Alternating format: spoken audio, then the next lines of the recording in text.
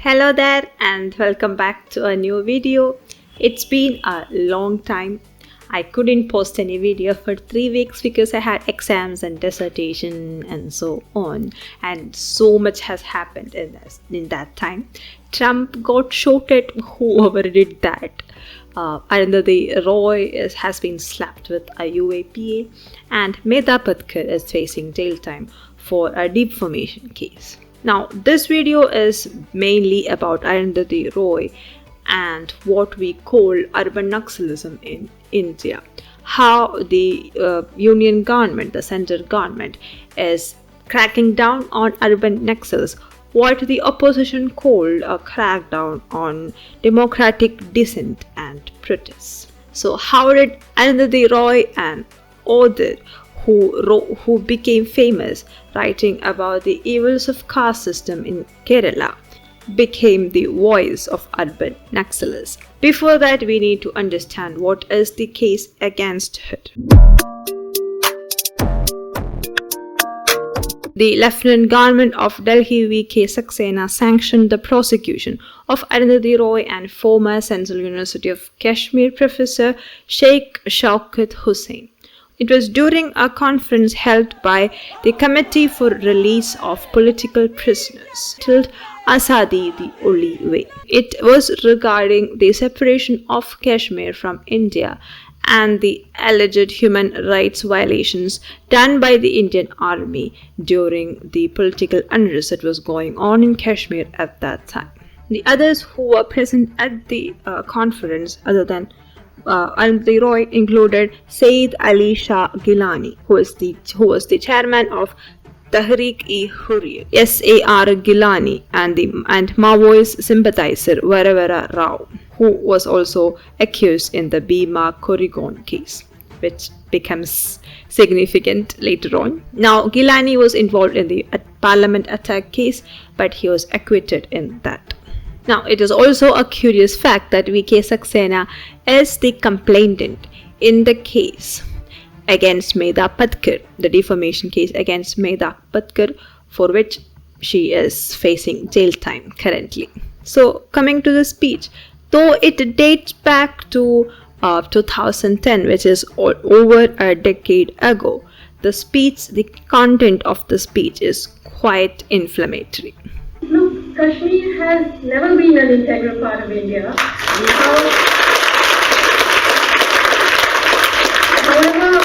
However aggressively and however often you want to ask me that, even the Indian government has accepted in the UN that it's not an integral part of India. So why are we trying to change that narrative now?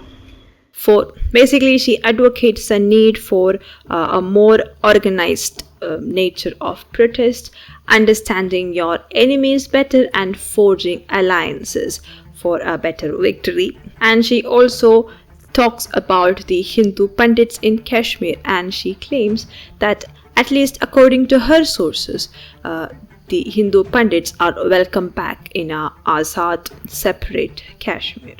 She also calls the Indian government a colonizing force, just as the British was a colonizing force in India. The only difference is that the Indian government is colonizing Kashmir, Nagaland, Chhattisgarh, and so on, using its armed force and superior military power over stone peddlers and suicide bombers. Now, did her speech actually spur violence in the valley? Well, we don't know that. Was that conference and her words that influential? Well, I don't know. What do you think? But she did share the stage with all these people, separatists and Maoist sympathizers, people who advocate violence and terror for getting to their goals. And she did say a lot of things that could incite a lot of violence, especially among the youth, and that too from her stature as a very influential person. I'm pretty sure she is the only author with this kind of stature who is involved with separatist insurgents, that is, Maoist and Naxals.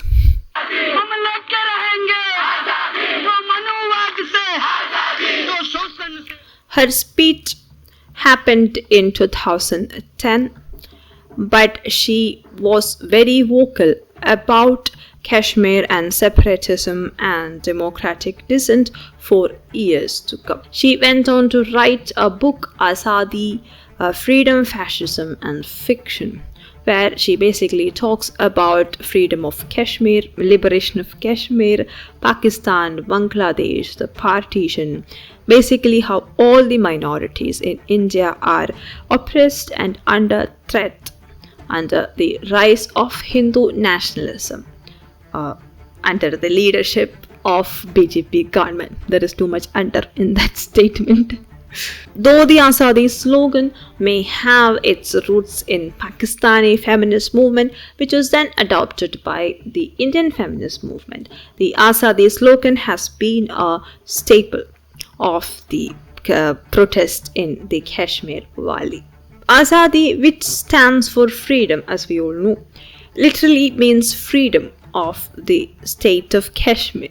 And it was a slogan that was greatly promoted by the Jammu and Kashmir Liberation Front, about which we talked before.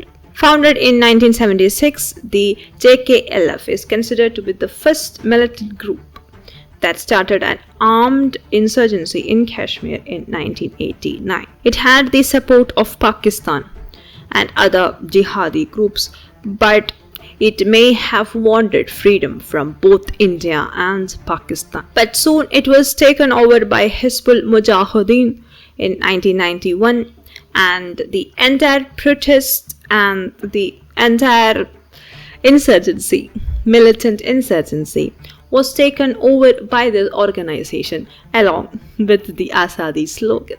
And we know what happened in Kashmir once Hizbul Mujahideen became a prominent power in the valley. And a decade of warlike situation followed in Kashmir, and the Azadi slogan moved out of a highly controlled, regulated Kashmir to the rest of India, especially the college campuses and wherever people felt threatened under this government. But Azadi is a name given to a separatist movement that took so many lives, destroyed and displaced so many lives, brought an entire state to complete disarray and destruction, and the movement that wanted to divide India basically cut its head off.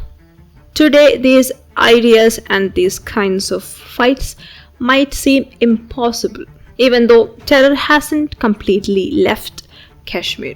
Just 2 days ago, 4 soldiers were killed in Doda district by terrorists. But we know that violence has reduced so much in Kashmir. Like many now say, punishing Arundhati Roy for a speech that she made almost or more than a decade ago might seem too unfair and overrated, but not in 2010, when Kashmir was an active war zone with constant battles between the army and the jihadists. But the judiciary system in India is always late in delivering justice. That's not anything new. Arundhati Roy has herself admitted that she too was an urban Naxal in response to the arrest of 5 activists.